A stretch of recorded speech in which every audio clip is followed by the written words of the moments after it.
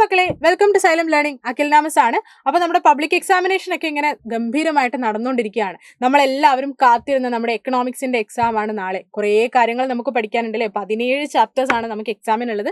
എല്ലാവരും പഠിച്ചൊക്കെ കഴിഞ്ഞിട്ടുണ്ടാവും. ചിലപ്പോൾ ഇപ്പോൾ റിവിഷൻ ചെയ്തുകൊണ്ടിരിക്കുകയായിരിക്കും, അല്ലെങ്കിൽ റിവിഷന് ചിലപ്പോൾ കഴിഞ്ഞിട്ടുണ്ടാവും. എന്താണേലും നമ്മൾ മാക്സിമം ചോദ്യങ്ങളും ഈ കഴിഞ്ഞ വീഡിയോസിലൂടെ നമ്മൾ കണ്ടതാണ് അല്ലേ. ഈ ചാനലിൽ തന്നെ ഇതിനു മുന്നേ നമ്മൾ കുറേ വീഡിയോസ് ഇട്ടിട്ടുണ്ട്. അതിനകത്തൊക്കെ മാക്സിമം ഷുവർ ക്വസ്റ്റ്യൻസും നമ്മൾ കണ്ടതാണ്. അങ്ങനെയാണെങ്കിൽ ഇനി നമുക്ക് കാണാനുള്ളത് എന്താണ്? MCQs ആണ് അല്ലേ, മൾട്ടിപ്പിൾ ചോയ്സ് ക്വസ്റ്റ്യൻസ് ആണ്. അതായത് ഈ വീഡിയോയിലൂടെ നമ്മൾ ഡിസ്കസ് ചെയ്യാൻ പോകുന്നത് നിങ്ങളുടെ എക്സാമിന് നാളെ നിങ്ങൾക്ക് വരാൻ സാധ്യതയുള്ള, അതും നമ്മുടെ ഇന്ത്യൻ എക്കണോമിക് ഡെവലപ്മെന്റിൽ നിന്നും നിങ്ങൾക്ക് വരാൻ സാധ്യതയുള്ള എല്ലാ മൾട്ടിപ്പിൾ ചോയ്സ് ക്വസ്റ്റ്യൻസും ഈ ഒരൊറ്റ വീഡിയോയിലൂടെ നമ്മൾ ഡിസ്കസ് ചെയ്യാൻ പോവുകയാണ്. അപ്പോൾ ഈ വീഡിയോ മുഴുവൻ കാണുന്നതിലൂടെ നിങ്ങൾക്ക് ഏകദേശം ഒരു ഐഡിയ കിട്ടും എങ്ങനെയൊക്കെയാണ്, ഏതൊക്കെ മൾട്ടിപ്പിൾ ചോയ്സ് ക്വസ്റ്റ്യൻസ് ആണ് നിങ്ങളുടെ എക്സാമിന് വരാൻ പോകുന്നത് എന്നുള്ളത്.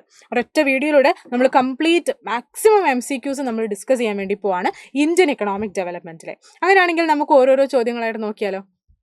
ആദ്യത്തെ ചോദ്യം ഇതാണ്. പ്രീ ഇൻഡിപെൻഡന്റ് ഇന്ത്യയിൽ അല്ലേ, സ്വാതന്ത്ര്യപൂർവ്വ ഭാരതത്തിൽ ദാരിദ്ര്യരേഖ, പോവേർട്ടി ലൈൻ എന്ന ആശയം ഉയർത്തിക്കൊണ്ടുവന്നത് ആരാണ് എന്നാണ് ചോദ്യം.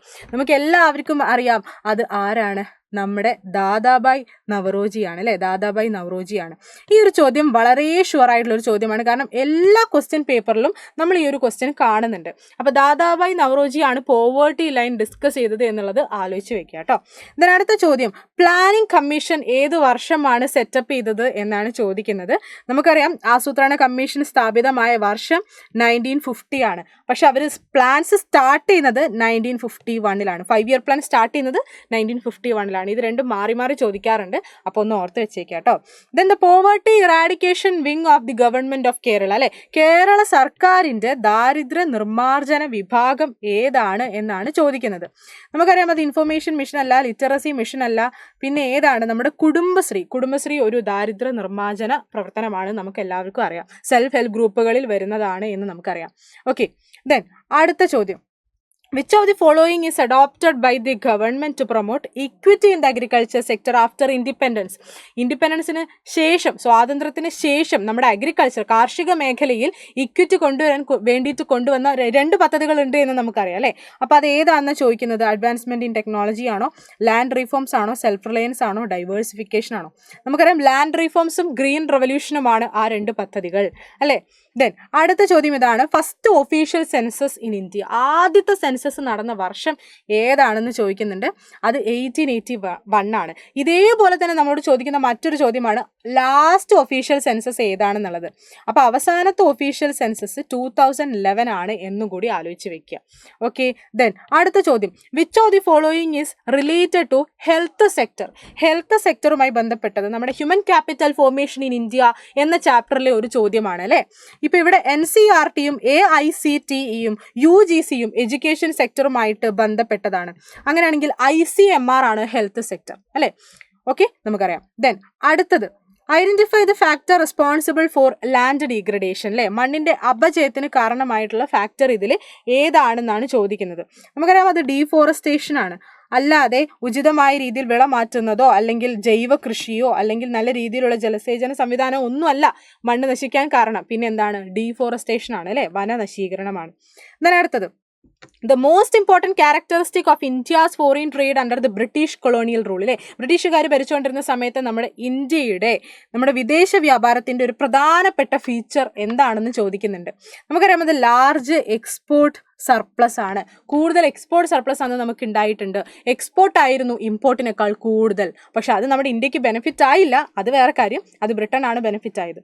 ഓക്കെ, ദെൻ അടുത്ത ചോദ്യം ഇതാണ്. Second stage of Indian demographic transition. ഇത് വളരെ ഇമ്പോർട്ടൻ്റ് ആയിട്ടുള്ള ഒരു ക്വസ്റ്റ്യൻ ആണ്. എല്ലാ ക്വസ്റ്റ്യൻ പേപ്പറിലും പല രീതിയിൽ ഇത് കാണുന്നുണ്ട്. ഓക്കെ, അപ്പോൾ നമ്മുടെ second stage of demographic transition നമ്മൾ തുടങ്ങിയത് എപ്പോഴാണ്? ആഫ്റ്റർ 1921 ആണ് അല്ലേ. ബിഫോർ 1921 നമ്മൾ ഫസ്റ്റ് സ്റ്റേജിലായിരുന്നു. ഓക്കെ, അത് ആലോചിച്ച് വെക്കുക. ദെൻ അടുത്ത ചോദ്യം, adoption of new technology is called. പുതിയ ടെക്നോളജി അഡോപ്റ്റ് ചെയ്യുന്നുണ്ടെങ്കിൽ അത് ഏത് ഗോളാണ്? ഇപ്പോൾ 5 ഇയർ പ്ലാനിൻ്റെ ഗോൾസുമായി ബന്ധപ്പെട്ടൊരു ക്വസ്റ്റ്യൻ ആണ് അല്ലേ. അഡോപ്ഷൻ ഓഫ് ന്യൂ ടെക്നോളജി, പുതിയ ടെക്നോളജികൾ, മാറ്റങ്ങൾ കൊണ്ടുവരുന്നുണ്ടെങ്കിൽ അത് മോഡേണൈസേഷൻ ആണ്. ഓക്കെ, ദെൻ അടുത്ത question, choose an example for commercial energy source. Commercial energy source ഇതിൽ ഇലക്ട്രിസിറ്റി ആണ്. ഓക്കെ, ആലോചിച്ച് വെക്കുക.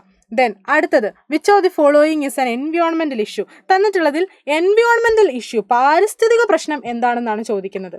നമുക്കറിയാം ഇതിൽ അൺഎംപ്ലോയ്മെന്റും ഇൻഫ്ലേഷനും എക്കണോമിക് ഡിപ്രഷനും ഒക്കെ എക്കണോമിക് ഇഷ്യൂസ് ആണ്. ഇതിൽ പാരിസ്ഥിതിക പ്രശ്നം ലാൻഡ് ഡീഗ്രഡേഷൻ ആണ്. ഓക്കെ, ദെൻ അടുത്ത ചോദ്യം which of the following statement is not true with respect to the industrial policy resolution 1956. IPRുമായി ബന്ധപ്പെട്ട് ശരിയല്ലാത്ത സ്റ്റേറ്റ്മെന്റ് ഏതാണെന്നാണ് ചോദിച്ചിട്ടുള്ളത് കേട്ടോ.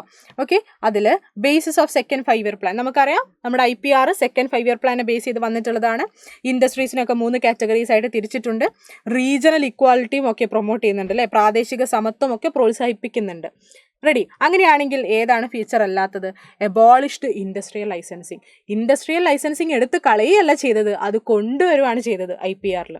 അപ്പം അതാണ് തെറ്റായ സ്റ്റേറ്റ്മെന്റ്.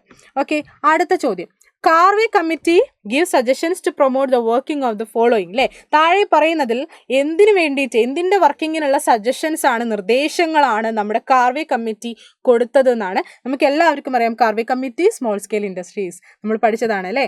സ്മോൾ സ്കെയിൽ ഇൻഡസ്ട്രീസിൻ്റെ വർക്കിങ്ങിന് വേണ്ടിയിട്ടുള്ള സജഷൻസ് ആണ് ആര് കൊടുത്തത്? കാർവേ കമ്മിറ്റി കൊടുത്തത്. ദെൻ അടുത്തത് the international institution established in 1995. വർഷമാണ് കൊടുത്തിരിക്കുന്നത്. 1995 വന്നിട്ടുള്ള ആ ഇൻസ്റ്റിറ്റ്യൂഷൻ WTO ആണ്, വേൾഡ് ട്രേഡ് ഓർഗനൈസേഷൻ ആണ്. ദെൻ അടുത്തത് selling of part of the equity of public sector undertakings to the public. പബ്ലിക്കിന് വിൽക്കുകയാണ് അല്ലേ പബ്ലിക് സെക്ടറിന്റെ സ്ഥാപനങ്ങൾ. അതിനെ നമ്മൾ ഡിസ്ഇൻവെസ്റ്റ്മെന്റ് എന്നാണ് പറയാറുള്ളത്, നമുക്ക് എല്ലാവർക്കും അറിയാം. ദെൻ അടുത്തത് which of the following bank is known as world bank. World ബാങ്കിന്റെ മറ്റൊരു പേരാണ് അല്ലേ international bank for reconstruction and development എന്നുള്ളതാണ് അതിന്റെ answer. Then operation flood is connected with. Operation flood എന്തുമായിട്ട് കണക്റ്റഡ് ആണ് എന്നുള്ളത് ധവള വിപ്ലവം ആണ് എന്ന് നമുക്കറിയാം അല്ലേ, മിൽക്ക് പ്രൊഡക്ഷൻ ആണ്. ഓക്കെ, ദെൻ അടുത്തത് a system of farming that restores maintains and enhances ecological balance. Ecological balance maintain ചെയ്യുന്ന ആ സിസ്റ്റം ഓഫ് ഫാമിംഗ് എന്താണ്? നമുക്ക് എല്ലാവർക്കും അറിയാം, അത് ഓർഗാനിക് ഫാമിംഗ് ആയിരിക്കും, ജൈവ കൃഷി ആയിരിക്കും.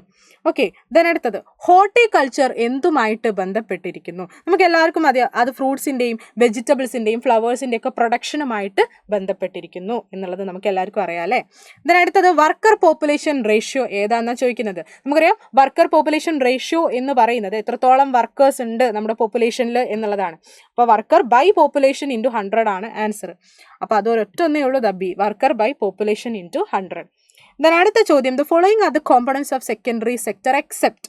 ഇതിൽ കൊടുത്തിട്ടുള്ളതിൽ സെക്കൻഡറി സെക്ടറിന്റെ കോമ്പണന്റ് അല്ലാത്തത് ഏതാണെന്നാണ് ചോദിച്ചിട്ടുള്ളത് അല്ലേ. നമുക്കറിയാം അത് ട്രേഡാണ്, ട്രേഡ് ടെർഷറി സെക്ടറാണ്, ബാക്കിയെല്ലാം സെക്കൻഡറി സെക്ടറാണ്. അത് പഠിച്ചു വെക്കണം കേട്ടോ, വളരെ ഇമ്പോർട്ടൻ്റ് ആണ്. Then economic growth without creating employment ഓപ്പർച്യൂണിറ്റീസിൽ. എക്കണോമി വളരുന്നുണ്ട് പക്ഷേ ജോലി സാധ്യതകൾ കൊടുക്കുന്നില്ല. അതെന്താണ്? ജോലി ഇല്ലാത്ത വളർച്ചയാണ് അല്ലേ, ജോബ്ലെസ് ഗ്രോത്ത് ആണ്. ദെൻ അടുത്തത് person who own and operate an enterprise to earn livelihood അല്ലേ, അതായത് സ്വന്തമായിട്ടൊരു സ്ഥാപനം തുടങ്ങിയിട്ട് ജീവിത വരുമാന മാർഗം കണ്ടെത്തി ജീവിക്കുന്ന ആളുകളെ നമ്മൾ സെൽഫ് എംപ്ലോയിഡ് എന്നാണ് പറയുന്നത്. ദെൻ അടുത്ത ചോദ്യം an example of formal sector workforce. Formal സെക്ടറാണ്. ഫോർമൽ സെക്ടർ എന്ന് പറയുമ്പം കൃത്യമായിട്ടൊരു ഓഫീസ് സെറ്റപ്പ് ഒക്കെ ഉണ്ട്, നല്ല രീതിയിൽ മന്ത്ലി സാലറി ഒക്കെ കിട്ടി, അങ്ങനെയൊക്കെ ഉള്ളതാണ് ഫോർമൽ സെക്ടർ. അപ്പോൾ അത് വർക്കേഴ്സ് ഇൻ ദ പബ്ലിക് സെക്ടറാണ്, ബാക്കി എല്ലാവരും ഇവിടെ ഇൻഫോർമൽ സെക്ടറാണ്. ദെൻ അടുത്ത ചോദ്യം ഗ്രേറ്റ് ലീപ്പ് ഫോർവേഡ് ചൈനയിൽ നടന്നിട്ടുള്ളതാണ്. അതെന്താണ് ഉദ്ദേശിച്ചിട്ടുള്ളതെന്നാണ് ചോദിക്കുന്നത്. നമുക്കറിയാം അത് ഇൻഡസ്ട്രിയലൈസേഷൻ ആണ്, massive industrialisation of the country, അതാണ് എയിം ചെയ്തത് അല്ലേ. ദെൻ അടുത്ത ചോദ്യം which among the following countries has the highest fertility rate. ഇതുമായി ബന്ധപ്പെട്ട് നമുക്കറിയാം ഇത് നമ്മുടെ ലാസ്റ്റ് ചാപ്റ്ററിലെ ചോദ്യമാണ്. ഇതുമായി ബന്ധപ്പെട്ട് ഒരുപാട് MCQs വരാറുണ്ട്, നമ്മുടെ ഡെമോഗ്രാഫിക് കണ്ടീഷൻസ് ആണ്. യെസ്, അപ്പോൾ ഹൈ ഫെർട്ടിലിറ്റി റേറ്റ് ഉള്ളത് പാകിസ്ഥാനിലാണ്. ദെൻ അർബനൈസേഷൻ ഏറ്റവും കൂടുതലുള്ളത് ചൈനയിലാണ്. Okay, then the great proletarian cultural revolution ആർക്കാണ്? അത് ആരുടെയാണ്? നമുക്കറിയാം അത് ചൈനയുടെയാണ്.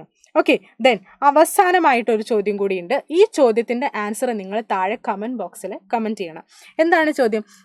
Find the odd one which is not a measure for improving agricultural marketing system. Agricultural marketing system improve ചെയ്യാൻ വേണ്ടിയിട്ടുള്ള മെഷേഴ്സ് കുറേ ഉണ്ട്, നമ്മൾ പഠിക്കുന്നുണ്ട് അല്ലേ. അതിൽ ഇല്ലാത്ത മെഷർ, അതല്ലാത്ത മെഷർ ഇതിൽ ഏതാണെന്നാണ് ചോദിക്കുന്നത്. നമ്മുടെ റൂറൽ ഡെവലപ്മെൻറ്റ് എന്നുള്ള ചാപ്റ്ററിലെ ഒരു ചോദ്യമാണ്. ഓക്കെ, ഇതിൻ്റെ ആൻസർ നിങ്ങൾ താഴെ കമൻറ്റ് ചെയ്യുക. ഇപ്പോൾ എല്ലാവർക്കും ഡിസ്കസ് ചെയ്ത എല്ലാ MCQs ക്ലിയർ ആയിട്ടുണ്ടാകുമെന്ന് വിചാരിക്കുകയാണ്. ഇതുപോലെയുള്ള MCQs ഇതേ MCQs ഒക്കെ ആയിരിക്കും നിങ്ങളുടെ പബ്ലിക് എക്സാമിന് നിങ്ങൾക്ക് ഇന്ത്യൻ എക്കണോമിക് ഡെവലപ്മെൻറ്റിൽ നിന്നും വരുന്നുണ്ടായിരിക്കുക. അപ്പോൾ എല്ലാവർക്കും ഈ വീഡിയോ യൂസ്ഫുൾ ആയിട്ട് തോന്നുന്നുണ്ടെങ്കിൽ ജസ്റ്റ് ഒന്ന് ലൈക്ക് ചെയ്യുക, നിങ്ങളുടെ ഫ്രണ്ട്സിലേക്കൊക്കെ ഒന്ന് ഷെയർ ചെയ്ത് കൊടുക്കുക. അപ്പോൾ ഇന്ന് വൈകുന്നേരം നമ്മൾ മെഗാ മാരത്തോണുമായിട്ട് വരുന്നുണ്ട്. അതിൽ എല്ലാ ചാപ്റ്റേഴ്സും എല്ലാ ക്വസ്റ്റ്യൻസും നമ്മൾ ഡിസ്കസ് ചെയ്യുന്നുണ്ട്. അപ്പോൾ എല്ലാവരും കൃത്യം 7:30 നമ്മുടെ ലൈവിൽ ജോയിൻ ചെയ്യുക. അപ്പോൾ എല്ലാവരും നന്നായിട്ട് തന്നെ എക്സാംസിന് പ്രിപ്പയർ ചെയ്യുക. All the best.